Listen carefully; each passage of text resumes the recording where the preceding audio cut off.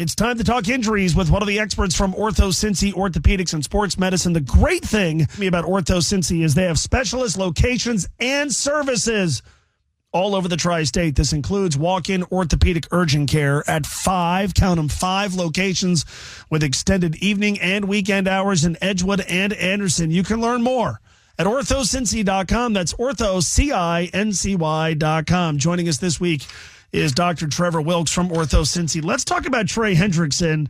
So we're reading sports hernia that is maybe going to require surgery at the end of this season. They haven't put him on IR. They're, I guess, holding out hope that he's going to be able to play. This was originally a back issue. Then we saw hip, and now sports hernia. Let's start with that. What is a sports hernia? Yeah, great question, Mo, and thanks for having me. So sports hernias have been something that's been in the news, kind of rising in kind of acknowledgement over the last 15, 20 years.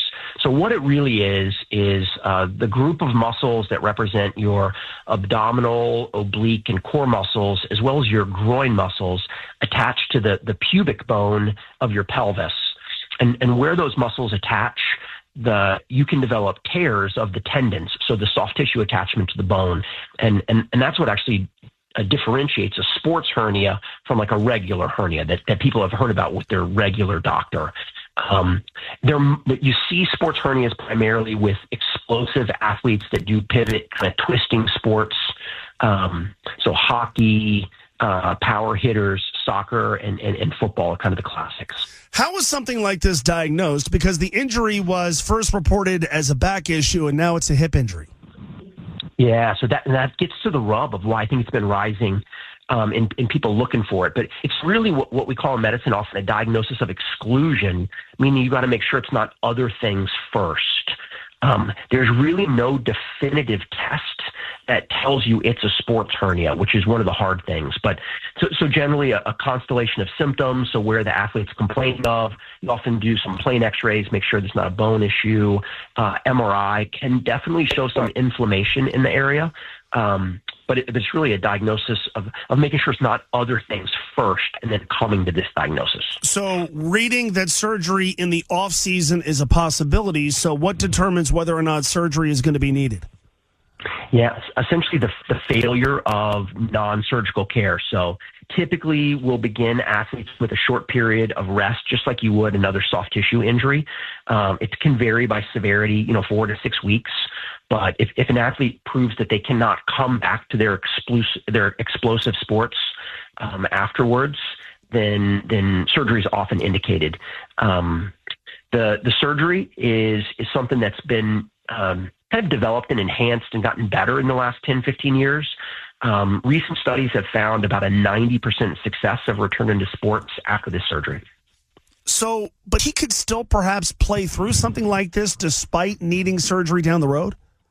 Yeah, that is a tough question. And then there you get to one of the really difficult issues sometimes with where an athlete is in a contract, with where a team is in a season.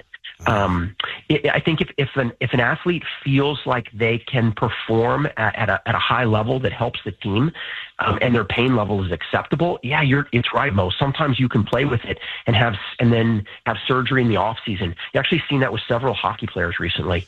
Now, you do have to be careful if you let a sports hernia get too bad and that soft tissue injury gets too severe, then it can lead to a complete hernia and a more involved surgery. So there is a bit of a line that he'd be working with the sports medicine team. Let's just say, for example, he has what we'll call typical sports hernia surgery as soon as the offseason gets here, which frankly feels like it's going to get here sooner rather than later.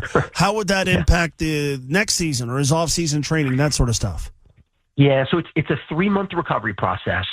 Of course, a lot of that's going to happen in the off season. And then he would have kind of a hardening, conditioning period.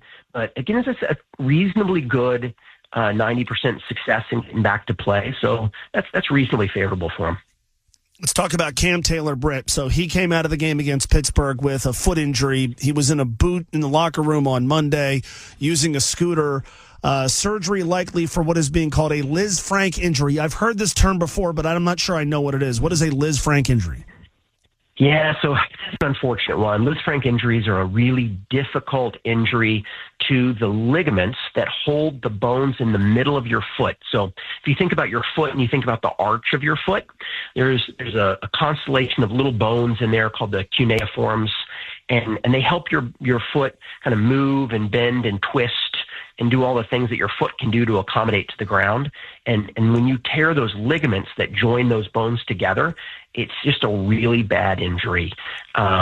These athletes put so much stress on their foot. It's kind of notorious for giving people persistent problems. What is the timeline, the likely timeline we're looking at here from surgery to him being able to be back on the field again? Yeah, so like a lot of these injuries, they occur on a spectrum. Basically, if the tear is bad enough and the bones aren't lined up perfectly, surgery is indicated. Now, generally speaking, the surgery requires 6 weeks of not walking on the foot, so boot and scooter, 6 weeks of kind of gradually introducing weight, and then 3 months of kind of rehab. So overall, it's generally considered to be 6 months for full sports clearance. Wow. So yeah, and even then, you see 10 to 15% of guys have some persistent pain in the arch of their foot. So it's a tough one for Cam, unfortunately. All right, one more. Cam Sample, defensive end. He has an oblique strain. And these injuries, to me, always sound more benign than they end up being. So walk me through the different grades and then what each one of them may suggest in terms of a timeline for Cam. Yeah. So the oblique muscles, these are the core muscles along the side of your six pack, help you to twist and stabilize your core. The classic muscle grading system that everybody knows is 1 to 3. So 1 is better, 3 is worse. 3 is usually you got more bruising, maybe even a deficit in the muscle.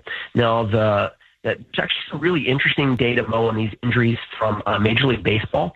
They track the injuries really close. They found that for grade 1s, generally for hitters, it's about 3 weeks for return to play.